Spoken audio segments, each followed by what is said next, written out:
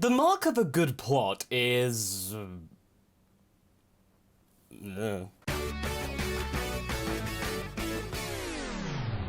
Hey guys, MasakoX here. Now, Dragon Ball Super had plenty of moments which had a satisfying end in some shape or form. It sometimes had a great way of ending things, and in some cases, how do I put it diplomatically? It had a way of ending things. What do these have in common? Well, they have some kind of conclusion that we deem acceptable in some way, or at least is tangible and realistic as an ending. However, there were some moments during the series, or at least this part of the series, which really ground my gears because they started something which was kind of interesting, or at least was a thing, and it didn't go anywhere. I've been bottling this up for the longest time, and now it's been a couple of months since Super ended, or at least taken a pause. It's like, right, now's the time to do a little bit of venting.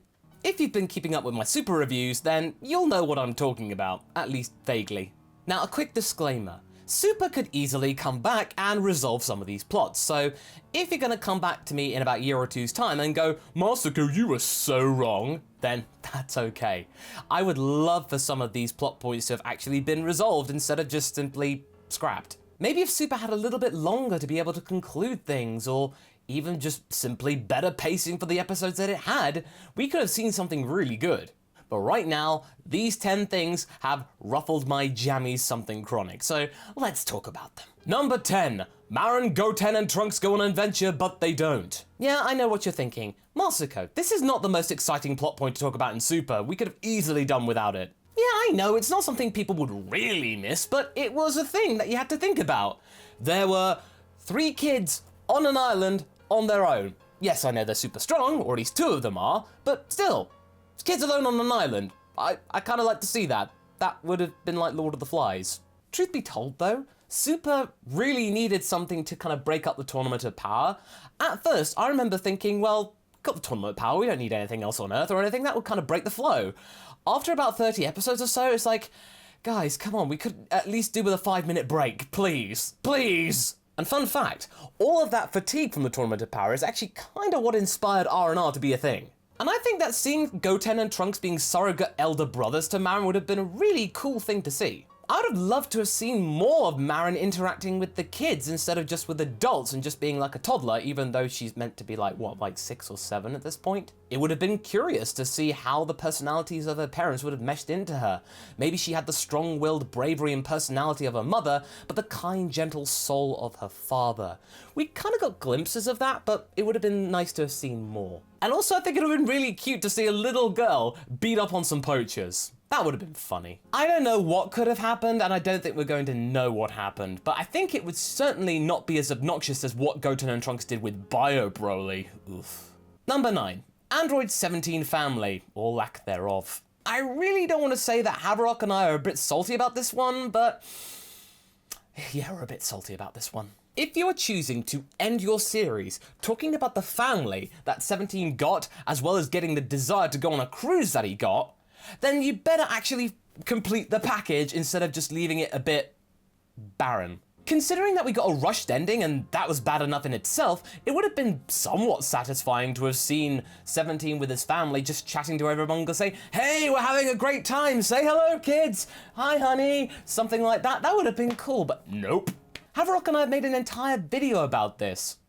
Actually, I think we made 2. One thought that we might have had is that Toei probably didn't have the supplies from Toriyama with designs and they couldn't be bothered to come up with any. Or maybe 17's kind of delusional after spending all that time on the island and made up the family altogether. What Goku might have seen would have been a faked Photoshop photo, and yeah, 17's got a bit crazy. Number 8, Dragon God Zaruma. Yeah, I know what you guys are gonna say.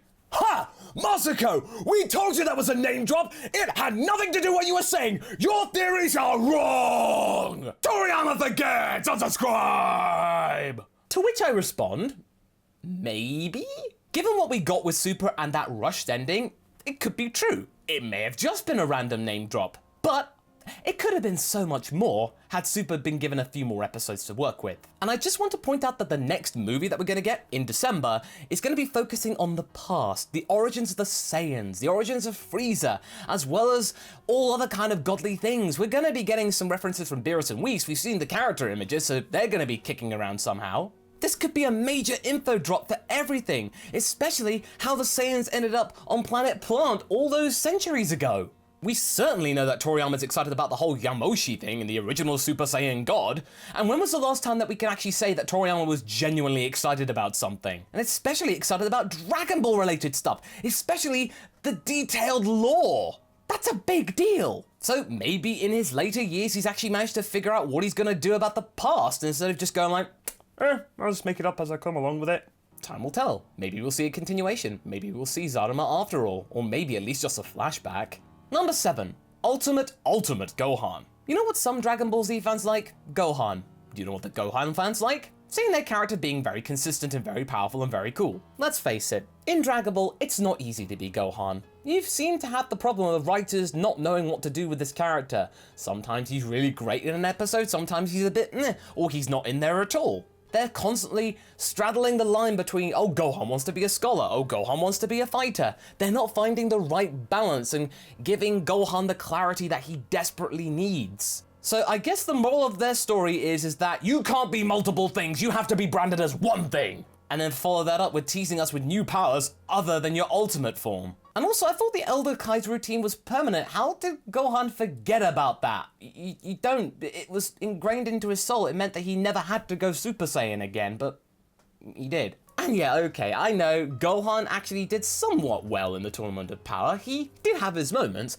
but we were all teased about the fact that he might have had a brand new power to show off there, but no, it was just the same one. Just the bang, down, yeah. Don't get me started on the whole Piccolo saving shtick again. It's been done so many times. It goes without saying with those two these days. And I think after all of that, Piccolo deserves to have at least a room in Gohan's big house. Okay, I will say that the moment when Gohan saved Piccolo, that role reversal moment, okay, that was neat. Number 6, Shinhan and Yamcha. It's nice that Yamcha got the baseball episode. It brought him back into the public eye, and very well too. They did it in style. But what wasn't nice is that after that, for the Tournament of Power arc, they basically did nothing with him and made him a really clingy friend, like the one in the periphery that goes, hey guys, remember me? What happened was that he was just left forgotten during the tournament.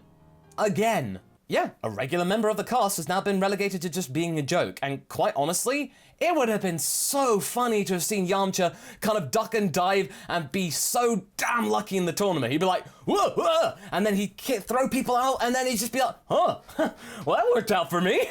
I mean, don't get me wrong, I love the occasional Yamcha joke, especially if it's done right, but to do it too many times kind of just demeans the character. If we're not going to get him in the Tournament of Power, it would again, like with Goten, Maron, and Trunks, to have some moments outside of the tournament that he could be in his element, or just like, guess I'm the strongest person on Earth right now. Yeah, And as for Shinhan, oh dear. He didn't do much else apart from after he was eliminated, just going like, they are doing things. That is a good thing. And none of that excuses the poor showing from him in episode 89. That was meant to be his thing. And what about the whole urine thing? That was meant to be a potential love interest, or at least making her his new pupil in training and stuff like that? No? We just forget about her? Come on, guys, give him a thing. Every single fighter in that tournament, even Krillin, and he was barely in it, had something memorable to show for it, but Shinhan didn't. I mean, okay, he did have that cool thing of like, I had one extra clone the entire time. Number 5, Krillin's boost. After a nice two-parter before the Universe Survival arc concerning Krillin's significant power boost, as well as episode 84 where he sparred with Goku in Super Saiyan Blue, you would think that the Krill Master had something genuine to show and would actually justify his title as Earth's strongest human. Maybe he'd be able to actually hit someone with the Destructo Disc, you know, have it actually connect. Maybe the Solar Flare would be the ultimate assist for the rest of the Universe 7 to take people out. And yes, his fight with Majora from Universe 4 was pretty novel and interesting, as well as comedic, which we needed more of. But only that, as well as a tag team moment with him and Android 18, those were his only highlights. After everything that he'd been through, especially going into that, as well as that moment where he had to conquer his fears, and then he just gets eliminated in 3 episodes of the tournament, and yeah, that's kind of sad. Honestly, I would have rather had the roles reversed and that Tien Shinhan was eliminated first and Krillin at least got a few more episodes to work with. It just undermines everything the guy's been up to before now. It just makes him completely useless and then saying, yeah, Krillin, you should just stay retired. At least he's got the most functional family in Dragon Ball. And quite honestly, that's as rare as hen's teeth. Number 4, Jiren, the musical. I still believe that Jiren's backstory wasn't horrible per se. It just wasn't as satisfying as it could have been given the character that we're talking about here.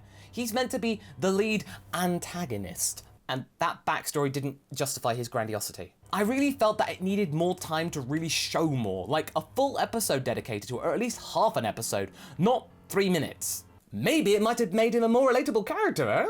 Aside from the lackluster story, those flashbacks did look pretty cool from what we had, and you gotta admit that little bubby Jiren is actually really adorable. And you know what? Something tells me that this wasn't a Toei thing. Something tells me that this was a Toriyama thing. In his mind, he just thought Jiren was a big, strong guy, and that's all he had to be. Just a big, strong guy for Goku to punch in the face.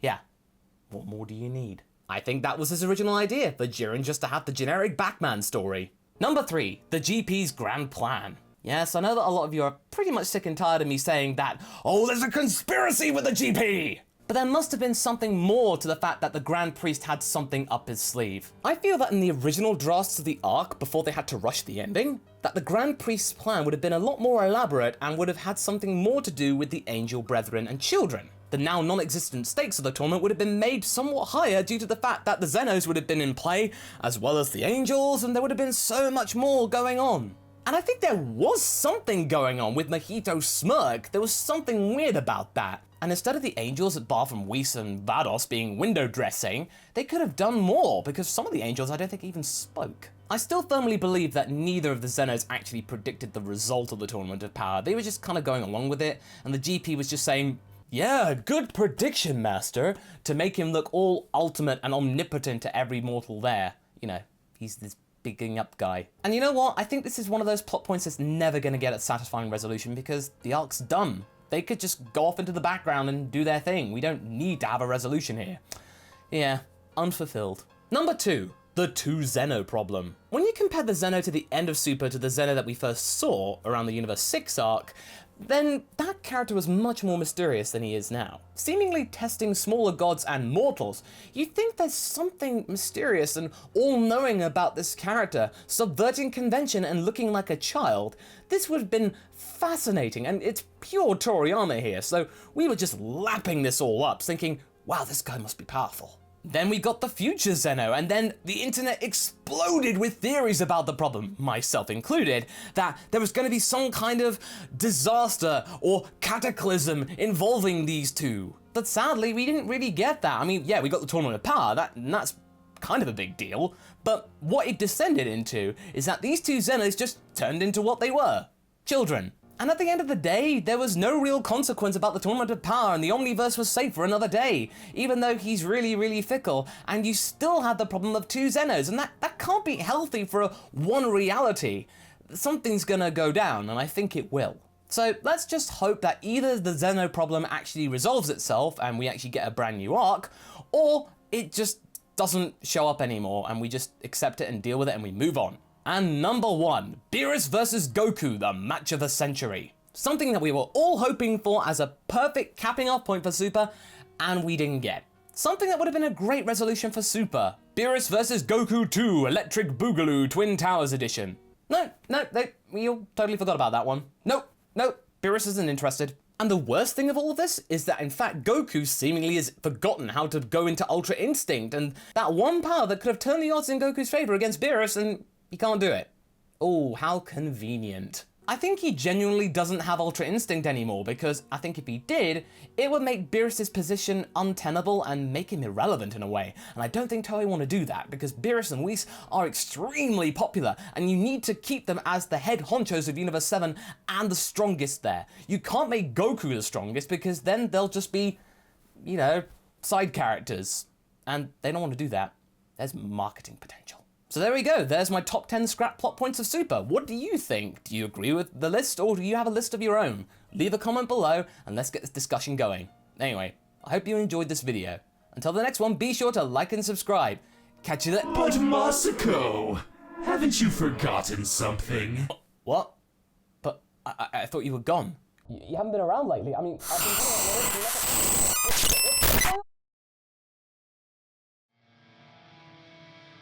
So what do you guys think? What plot points do you want to see developed more in the future?